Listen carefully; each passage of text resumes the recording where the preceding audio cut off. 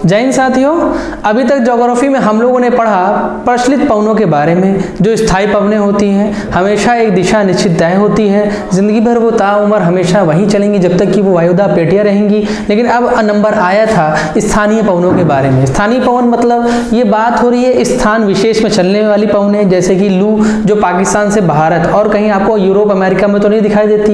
इस तरीके से चिनूक जो आपको कनाडा और अमेरिका में चलते हुए नजर आती है, चिनूक। तो ये कैसी पवनें हैं? स्थानीय पवनें हैं। ये स्थायी नहीं होती और दूसरी चीज पूरे वर्ल्ड में नहीं चल रही होती। जिस तरीके से क्या चल रही थी प्रचलित पवनें, वो निश्चित वायुदाब पेटी के बीच लगातार चल रही थी, वो बहुत बड़े इलाकों को छेक रही थी। लेकिन इसका तो ऐसा है नहीं। तो आप देखेंगे ये है राकी पर्वत, तो यहीं पर चल रही है, यहाँ से ऐसे उचड़ती है, ऐसे उतरती नीचे की तरफ, सूखी हवा होती है, गर्म होती है। तो ये पूरा इलाका क्योंकि ठंडा इलाका है, बर्फ ढका रहता है, तो वेजिटेशन तो दिखाई देता नहीं है। तो चारागाह कहाँ से होगा? तो यहाँ के जो जानवर उनको बड़ी दिक्कत होगी। चारागाह वो विकसित नहीं होंगे, तो जो चरवाहे होंगे उनको दिक्कत होगी। तो आप देखेंगे जो चिनूक हवा है वो यहाँ चलती है और मौसम को अच्छा करती है, बर्फ़ को पिघला देती है, वेजिटेशन दिख रहा होता है, चारागाह तैयार हो जाता है, चरवाहे अपने जानवरों को अच्छे से वहाँ रख सकते हैं। ठीक इसी तरीके से आप देखेंगे एक हवा चल रही होती है यहाँ यूरोप में और स्विट्जरलैंड तक चली आती है, उसका नाम है फॉन। इस इलाके में आपको दो हवा को ध्यान देना है यूरोप में, एक का नाम है मिस्ट्रल, एक का नाम है फॉन। ठीक है, अब फान क्यों चर्चा में? बात तो वही है, गर्म है, ऊपर से आने जब नीचे उतरेगी तो बर्फ को पूरा पिघलाते हुए पिघलेगी, और जब पिघलाएगी बर्फ को तो सिंपल सी बात है वेजिटेशन सामने आएगा, चारागाह आएगा, जानवरों को और चरवाहों को आराम मिलने वाला है। और यही स्विट्जरलैंड में आप देखेंगे इसकी वजह से अंगूर पक भी जाते हैं। ठीक इसी तरीके से पकने से एक चीज और याद आप कर लेंगे कि यहाँ पे भी दो हवाओं को आपको याद करना होगा। एक तो गिनी के तट पे चलने वाली एक हवा जिसका नाम है हर्मटन। क्या नाम है? हर्मटन। इसको डॉक्टर हवाओं के नाम से भी आप जानते हैं। ठीक है, और यहाँ से ही सहारा के मरुस्थल से ऊपर दिशा में चल रही है, कहाँ? यूरोप की तरफ, उसका नाम है सिराको। क्या नाम है? सिराको।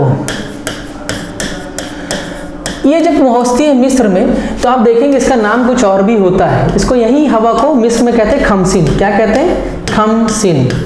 ठीक है, खमसिन। दोनों की कुछ खास बातों को ध्यान देते हैं।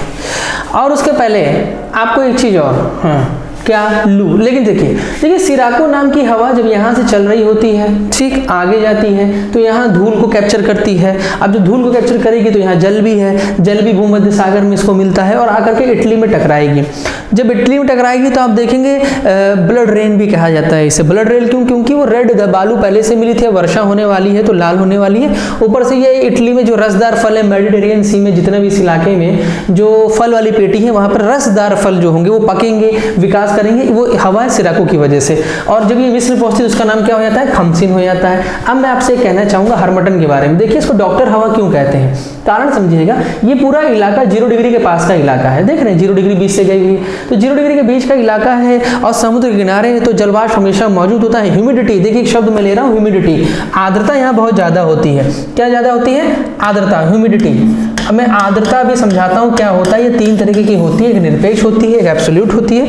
आप देखेंगे एक स्पेसिफिक होती है, एक एब्सोल्यूट होती है, और एक होती है सापेक्षिक आर्द्रता, रिलेटिव ह्यूमिडिटी। रिलेटिव ह्यूमिडिटी का क्या संबंध है वर्षा से, उसकी चर्चा यहाँ पर अभी कर लेंगे। वैसे तो चक्रवात में भी उसकी चर्चा होने वाली है, लेकिन आप जान लीजिएगा। होता क्या है, जब ह्यूमिडिटी बहुत ज़्यादा है तो सिंपल सी बात है लोग यहाँ उमस में है। और वैसे भी यूरोपीय लोग, ब्रिटेन के लोग यहाँ आकर के रहते थे, कारण कि यहाँ उपनिवेश बना के रखा है, यहाँ पर अपना खेती वगैरह करवाते हैं दासों से। तो यहाँ रहेंगे कैसे जब वो उस ठंडे इलाके से आते हैं, अच्छे व्यवहार अच्छे माहौल से आते हैं, जहाँ पे ज़्यादा ठंडी नहीं ज़्यादा गर्मी, और यहाँ पर आने के बाद तो उनको गर्मी का मौसम मिलने वाला है, वो भी बहुत ही भयंकर वाला। परिणाम बीमार होने वाले हैं, गर्मी ज़्यादा उमस ज़्यादा तो बीमार पड़ने वाले हैं। और ये जब हवा चलेगी हर्मटन, तो ये सूखी हवा होती है, तो ये क्या करती है? उसको एब्जॉर्ब कर लेती है, ह्यूमिडिटी को क्या कर लेती है? एब्जॉर्ब करके आगे बढ़ जाती है। परिणाम ह्यूमिडिटी कम हो जाती है, क्योंकि बरसात के मौसम में एक ऐसा मौसम आता है जब आप कूलर चलाते हो लेकिन आराम नहीं मिलता, बल्कि आपको सीलिंग फैन चलाना पड़ता है, तो आपको आराम मिल जाता है। कारण कि कूलर में क्या चल रहा है, पानी ऑलरेडी उसकी हवा में ह्यूमिडिटी है, वो हमारे पास आती है तो हमें टच करती है, तो हमारा पसीना सूखता कहाँ है? नहीं सूख पाता, तो हमें सूखी हवा चाहिए। जब सूखी हवा जाएगी तो ये पसीनों क्या कर लेगी? एब्जॉर्ब कर लेगी। और पसीना जब हटा तो आप देखेंगे बीमारियां इसलिए उस मौसम बहुत ज़्यादा होती है। वही रीज़न यहाँ है, जब ये पहुँचती है तो बीमारी क्या हो जाता है? खत्म हो जाती है। इसको डॉक्टर हवा के नाम से आप जानते हैं। अच्छा, ठीक इसी तरीके से आप देखेंगे कुछ हवाएं जैसे हर्मटन है, मिस्ट्रल है, फॉन है, सिराको है। लू, देखिए लू कहाँ चल रहा होता है? लू आप जानते नहीं, ये मौसम को कैसा कर देता है? ये बहुत गर्म कर देता है, तापमान को बढ़ा देता है कि नहीं बढ़ा देता है?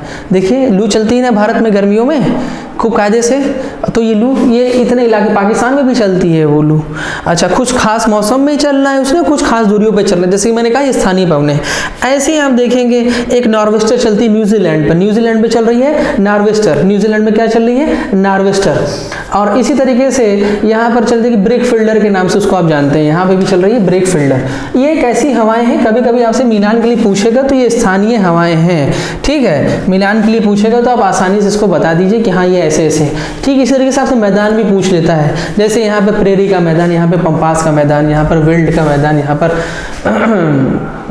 और यहाँ पे स्टेपी का मैदान है ना, इस यहाँ पे डाउन्स का मैदान, ऐसी चीज़ें आपसे पूछ ली जाती है मिलान के लिए, ठीक है। फिर सवाना का मैदान, सवाना का मैदान यहाँ है ना, और लानोज का मैदान और कंपोज का मैदान, कंपोज ये रहा, लानोज इधर रहता है, और नीचे की तरफ चलेंगे पंपास आ जाता है ना, फजंडा के नाम से भी आप जानते हैं। तो इस तरीके से मिलान वाले क्वेश्चन होते हैं, वो आगे चर्चा होगी। फिलहाल अभी आप इसमें ध्यान दिए, कुछ महत्वपूर्ण हवाओं की चर्चा इसमें आप मैंने की है ताकि आपको दिमाग में रहे। चिनूक कहाँ पे चल रही है? देखिए कनाडा और अमेरिका में चल रही होती है। क्या करती है? ठीक है, आपको पता चला गया। अच्छा, यहाँ से दो हवा अफ्रीका से याद करनी, एक तो हरमटन याद करनी है आपको, जिसको डॉक्टर हवा के नाम से जानते हैं, गिनी की तट पर चलती है। क्यों कहते हैं डॉक्टर? मैंने बता दिया। दूसरा ये सहारा मरुस्थल से भूमध्य रेखा, भूमध्य सागरीय, देखिए रेखा मुंह से निकला, रेखा गलत हो जाएगा, भूमध्य सागर की तरफ चल रही होती है, और यहाँ के जो देश है इटली वगैरह, स्पेन, फ्रांस को टच करती है। और आप देखेंगे इटली में वर्षा हो रही है, जिसको रेड रेन मतलब कि ब्लड रेन के नाम से जानते हैं, कारण कि इसमें बालू लाल वाली मिली रहती है, तो भाई वही चीज नीचे उतरती है। और यहाँ पर मौसम कैसा होता है? अच्छा, और जो यहाँ फल होते हैं रसदार फल पक जाते हैं, अच्छे हो जाते हैं, ठीक। इसी तरीके से आप देखेंगे यहाँ यही हवा जिसको आप सिरक्को कह रहे हैं, इटली आ रही है, जब ये इजिप्ट आती है, मिस्र आती है, तो उसको खमसिन के नाम से जानते हैं। और यहाँ सऊदी में भी एक हवा है जिसको आप कहते हैं सीमुम। क्या कहते हैं? सीमुम या सीमुन भी कुछ लोग कहते हैं। अच्छा, फिर हम देखेंगे कि यूरोप में ऊपर जो चल रही है मिस्टल और फान, अफान स्विट्जरलैंड पर असर डालती है, अंगूर पक जाते हैं, ठीक। इसी तरीके से यहाँ क्या चल रही थी? नॉर्वेस्टर। क्या चल रही थी? नॉर्वेस्टर चल रही थी न्यूजीलैंड में, उत्तरी भाग में, उत्तर से नीचे की तरफ उतर रही होती, इसको कहते हैं नॉर्वेस्टर। ब्रेक फील्डर के नाम से इसको जानते हैं, जो यहाँ चल रही है, ठीक है, ब्रेक फील्डर। ये कुछ महत्वपूर्ण हवाएं हैं कि आपको दिमाग में रखना होता है जगह के साथ। इसको इस तरीके से मैप बना के दिमाग में आपको याद कर लीजिएगा, ठीक। इसको अलग से लिखने की जरूरत नहीं है। कभी कभार पूछता है तो इस तरीके से पूछता है मिलान के लिए कहाँ पर क्या है। और थोड़ा सा सिरक्को इंपॉर्टेंट है, और हरमटन दी डॉक्टर हवा किसको कहते हैं, या ध्यान दीजिएगा, ये ध्यान दीजिएगा, ज़्यादा पूछा जाता है। कभी कभी लू पूछ लेता है, लेकिन ये तो बहुत आम क्वेश्चन हो जाएगा फिर। अच्छा, अब मैंने एक शब्द लिया था आर्द्रता, में इसकी चर्चा कर दूं पहले तो मैं आगे बढ़ूं। देखिए होता क्या है, आर्द्रता की बात हो रही है, मतलब बात हो रही है ह्यूमिडिटी की। किसकी बात हो रही है? ह्यूमिडिटी की, ठीक है। क्या है ह्यूमिडिटी यानी कि आर्द्रता? तो देखिए पानी जो हमारे पूरे वायुमंडल में आसपास क्या है, घुला हुआ है, जलवाष्प की बूंदें उपस्थित हैं, वाष्प है, और आप उसको क्या कहते हैं? उस ह्यूमिडिटी को आर्द्रता कहते हैं। तो इसको तीन तरीके से देखते हैं। तो होता क्या है, सबसे ज़्यादा जो इंपॉर्टेंट है उस पर चलेंगे, लेकिन बता देने फिर भी, वैसे काम का तो नहीं है आपके। एक होता है निरपेक्ष आर्द्रता, ठीक है। एक होता है स्पेसिफिक, बोले तो विशिष्ट आर्द्रता, और एक होती है सापेक्षिक आर्द्रता, रिलेटिव ह्यूमिडिटी, जिसका वर्षा से संबंध है। क्योंकि अगर आपको ये पता चल जाए तो आप जान जाएंगे वर्षा होने वाली है या नहीं होने वाली। और इसी से क्वेश्चन पूछा जाता है बार बार, सापेक्षिक आर्द्रता से ही क्वेश्चन पूछे जाएंगे कि अगर किसी जगह पर या किसी वायु पर एक निश्चित समय पर क्या हो रहा है, आर्द्रता, सापेक्षिक आर्द्रता घट गई तो वर्षा होने वाली कि नहीं होने वाली। भाई जलवाष्प कितना होगा वही तो डिपेंड कर रहा है। और मान लीजिए उसी में आपसे पूछा जाए अगर सापेक्षिक आर्द्रता बढ़ गई तो वर्षा होगी, हाँ बिल्कुल हो जाएगी। तो सापेक्षिक आर्द्रता जहाँ बढ़ेगी वहाँ वर्षा हो जाएगी, लेकिन जहाँ तापमान बढ़ जाएगा तो सापेक्षिक आर्द्रता घट जाएगी तो वर्षा वहाँ नहीं होगी। इसको भी समझेंगे। निरपेक्ष आर्द्रता का मतलब होता है एक निश्चित इकाई की आयतन का आपने क्या ले लिया, वायु ले ली। अब उसमें जो जलवाष्प उपस्थित है वो क्या कहलाता है, निरपेक्षित आर्द्रता कहलाता है। लेकिन जब वही आप निश्चित इकाई लेकिन भार में लेते हैं, किसमें लेते हैं, निश्चित इकाई वाली भार की वायु को लेते हो, और उस भार में जो जलवायु, इसमें क्या था, आयतन, आयतन नाप रहे हो ना, आयतन में कितना, इसमें क्या नाप रहे हो, भार में। जब वेट में नापोगे कितना जलवाष्प है तो वो कैसी आती है, विशिष्ट। नहीं पढ़ना क्या है, सापेक्षिक आर्द्रता के बारे में। देखिए दिमाग में रखिएगा, एक आयतन की बात कर रहा है और एक माप कर रहा है भार में, फिर भी अब जरा बात करते हैं सापेक्षिक आर्द्रता। क्या है ये सापेक्षिक आर्द्रता? सापेक्षिक आर्द्रता का मतलब होता है कि किसी निश्चित समय पर निश्चित इकाई जो वायु है, कोई इकाई की वायु आपने ले ली, अब उसमें कितना जल उपस्थित है, ठीक है ना, मतलब कितना जल उपस्थित है और कितना जल वो धारण कर सकती है, ठीक है, धारण करने की क्षमता है, उसको गुणा कर दो 100 से, परसेंटेज में आ जाएगा, गुणे 100, ये निकालने का मतलब समझ रहे हैं आप? इसको बहुत कायदे समझिएगा। मान लीजिए एक हवा है, ठीक है, अब उस हवा में जैसे इतनी बड़ी हवा है, इसमें 100 यूनिट या 100 इकाई के बराबर इतने या 100 किलोग्राम जलवायु धारण करने की क्षमता है, लेकिन ये है कहाँ? नीचे ज़मीन पर, इससे नीचे है, और नीचे तापमान ज़्यादा होगा, सिंपल सी बात है, ये तो ऊंचाई पर हो गया, थोड़ा सा ये नीचे है, यही हवा नीचे जब है तो ये क्या 100 पर होगा? नहीं, तब ऐसा नहीं होने वाला। ये भले ही 100 डिग्री धारण करने की क्षमता रखती हो, लेकिन नीचे इसमें इतना पानी नहीं मिलेगा। तो होता क्या है, मान लीजिए इसको मिल रहा है 60%, इसका कितना मिला? 60। देखिए मौजूद कितना है? 60% आर्द्रता, लेकिन क्षमता कितनी है? 100% की, 100 की पावर है ना इसके अंदर। तो कैसे निकालोगे? तो वही है ना, जितना है बटे 100 गुणे 100। अच्छा, अब एक चीज ध्यान दीजिएगा, ये घटती बढ़ती रहती है, यानी अगर यही 60% हम एक काम कर दें, क्या कर दें, तापमान को घटा दें। मान लीजिए ये तापमान है 25 डिग्री पे, यह हाल है इसका, 25 डिग्री पे यह हाल है। अगर हम तापमान को 10 डिग्री सेंटीग्रेड कर दें तो क्या होने वाला है? ये संतृप्त हो जाएगी इसी 60% पर। जैसे आप अपने आप को रख लीजिए कि जब गर्मियों में प्यास लगती है तो आप ज़्यादा ज़्यादा पानी पीते हैं, है ना, 25 डिग्री सेंटीग्रेड पे ये 60 यानी कि 6 गिलास भी आपको पानी कैसा लग रहा है? कम लग रहा है कि और मिल जाए पानी। लेकिन ठंडी के ज़माने में जब 10 डिग्री सेंटीग्रेड आ गया और आपने इतना पी के रखा है तो क्या होने वाला है? आप संतृप्त होने वाले हो ना। तो इसकी क्षमता यही 60 वाली किस में बदल जाएगी? 15 डिग्री, जैसे ही 15 डिग्री सेंटीग्रेड तापमान या 10 डिग्री सेंटीग्रेड पर आते आते ये किस में बदल जाएगा? संतृप्त हो जाएगा, माना जाएगा 100% हो गई। ये कहेगी भैया बहुत हो गया अब। लेकिन अभी वर्षा करने के कगार पर है, जैसे ही 90% ऊपर जा रहा है, आप समझिए वर्षा के कगार पर ही आ रहा है, बारिश हो जाएगी अब। लेकिन भैया अगर फिर से यहाँ पे कोई नीचे से हवा चली है, कोई कारण हुआ और इसको क्या हो गई? ताप मिल गया, तापमान इसका फिर से बढ़ा दीजिए, तो फिर से जब ताप बढ़ा तो हवाएं दूर दूर हो जाएंगी, फिर से मॉलिक्यूल दूर हो जाएंगे, फिर से जलवाष्प की मात्रा इसको ज़्यादा चाहिए होगी। जब ज़्यादा होगी तो 60% कम लगेगा इसको। इसका मतलब समझे आप? इसका मतलब ये है कि जब कभी सापेक्षिक आर्द्रता जो होती है ये अगर बढ़ती है, अगर ये बढ़ेगी तो इसका मतलब है कि वर्षा चांस हो गया है। अगर ये बढ़ेगी तो क्या सिम्टम दिखा रहा है? वर्षा होने का। अगर ये घटेगी तो वर्षा नहीं होने वाला। यही क्वेश्चन आपको पूछेगा, ठीक है, वर्षा नहीं होगी। अगर चाहते हो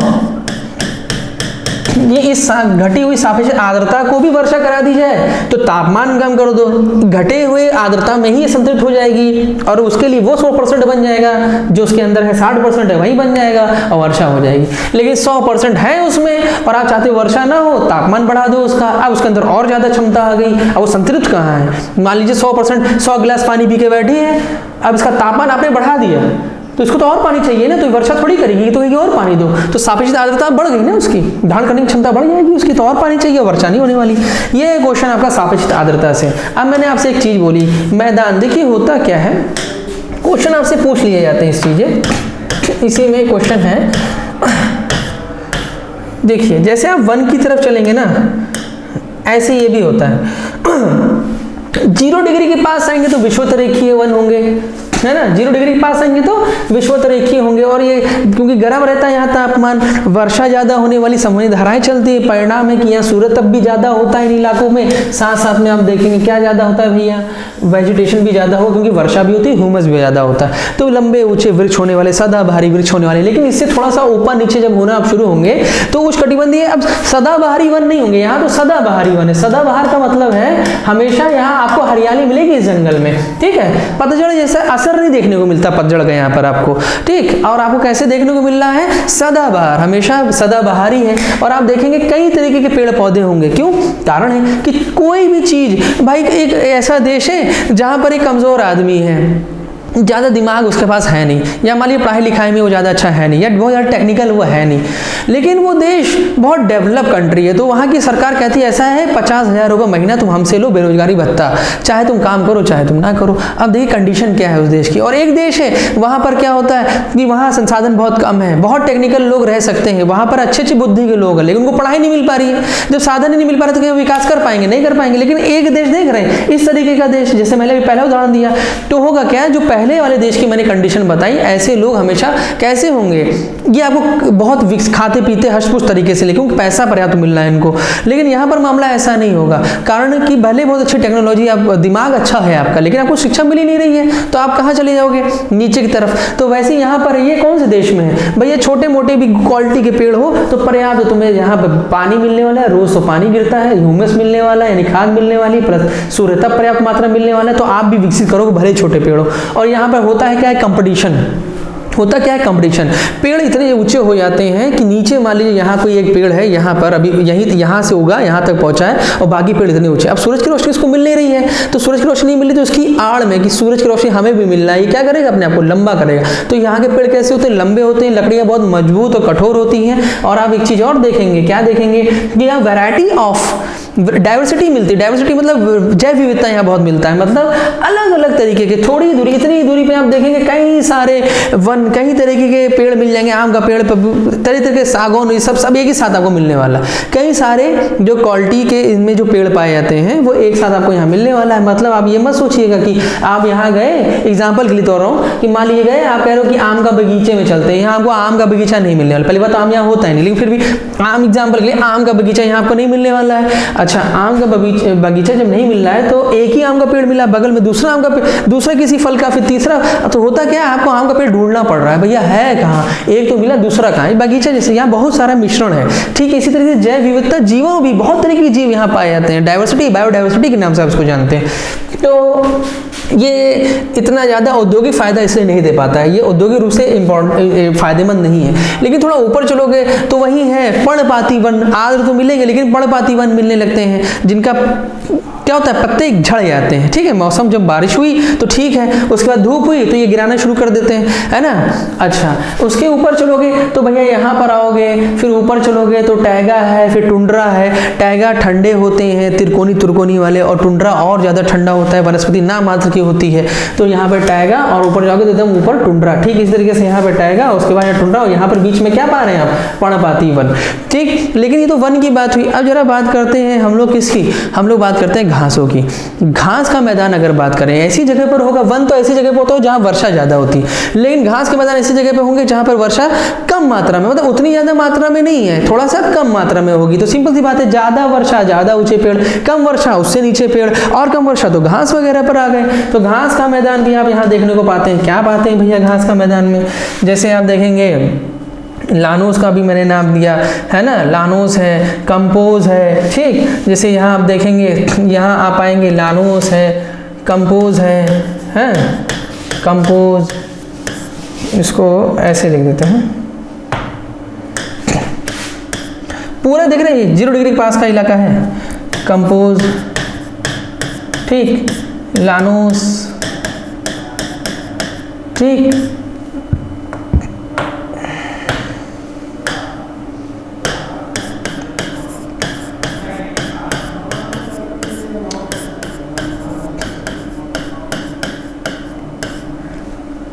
और यहां देखेंगे सवाना, ये उच्च कटिबंधीय क्षेत्र की बात हो रही है, जो मेन है उनकी बात हो। अब चलो ऊपर चलते, जहां पे थोड़ा सा कैसा ठंडा और गर्म दोनों मौसम है, ठंडा भी है गर्म भी है, तो गर्म इलाके की बात हो रही है। जरा चलेंगे तो इन इलाकों पे अब आ जाइए। आप क्या पा रहे हो भैया, प्रेरी, प्रेरी घास का मैदान है कि नहीं यहाँ पर, प्रेरी। अच्छा, यहाँ अर्जेंटीना, इधर आइए, पंपास, फजेंडा ऊपर होते हैं, कॉफ़ी और उसके बागान ब्राज़ील में आप जानते हैं नंबर 1 पे चल रहा है, पंपास। और यहाँ पर आप देखेंगे वेल्ड, यहाँ पे आप देखेंगे स्टेपी, रशिया और एशिया में कहो या फिर रशिया में। उसके बाद रशिया मतलब ये यूरोप का भी पार्ट है, इधर से भी जोड़ना होगा आपको, ठीक है। यूरेशिया जिसे आप कहते हैं, यूरेशिया, यूरोप प्लस एशिया बोले तो यूरेशिया। और डाउन्स, ये आपसे मिलान के लिए पूछता है, ठीक है। क्या कहता है, मिलान करने के लिए आपसे कहता है। जैसे कहेगा पंपास, पहली बात तो ये नहीं पूछता कि कौन सी कटिबंध के, जैसे शीतोष्ण कटिबंध नहीं पूछेगा आपसे कि शीतोष्ण कटिबंध का मैदान निम्नलिखित में से कौन सा है, या उष्ण कटिबंध का मैदान निम्नलिखित में से कौन से आते हैं। आपसे जो पूछता है वही पूछता है जगह का नाम, जैसे प्रेरी निम्नलिखित में से कहाँ पाया जाता है, ठीक है। और फिर पंपास कहाँ पाया जाता है। और मान लीजिए आपसे पूछ ही ले शीतोष्ण कटिबंध का मैदान, तो आप तो देख ही रहे हैं कि 0 डिग्री ढेर ऊपर ढेर नीचे, फिर ऊपर, ये वर्ल्ड मैंने इधर कर दिया, नीचे होगा ये इधर होगा, ठीक। इसी तरीके से स्टेपी ऊपर है और डाउन्स नीचे, इस तरीके से कर गया, मकर रेखा पर है ये सब, या उसके ऊपर होंगे या उसके नीचे होंगे। लेकिन इस तरीके से आप देखेंगे 0 डिग्री के आसपास ही, ज़्यादा नहीं होने वाले, ये तो होते ही नहीं, क्योंकि ये गर्म जगह है तो गर्म वाले ही होंगे यहाँ, जैसे सवाना वगैरह होगा। और आप देखेंगे ब्राजील, लानोस कंपोज, ये बीच वाले जो जगह होंगी यहाँ पर वन, और वन भी वैसे ही होंगे गर्म, ये तो घास के मैदान है। वन वही होंगे सदाबहारी, और आप देखेंगे वन में जैसे एनाकोंडा वगैरह जो सबसे बड़ा सांप है, ये सब चीज़ें वहाँ पाई जाएंगी। तो दोस्तों ये तो मैदान है जो आपसे मिलान से पूछता है वो वन के बारे में। अब जरा एक क्वेश्चन हम लोग कर लेंगे, लेकिन वो करेंगे हम लोग अगले चैप्टर में, तो इसको यहाँ पर रोकते हैं दोस्तों, ठीक है दोस्तों, धन्यवाद।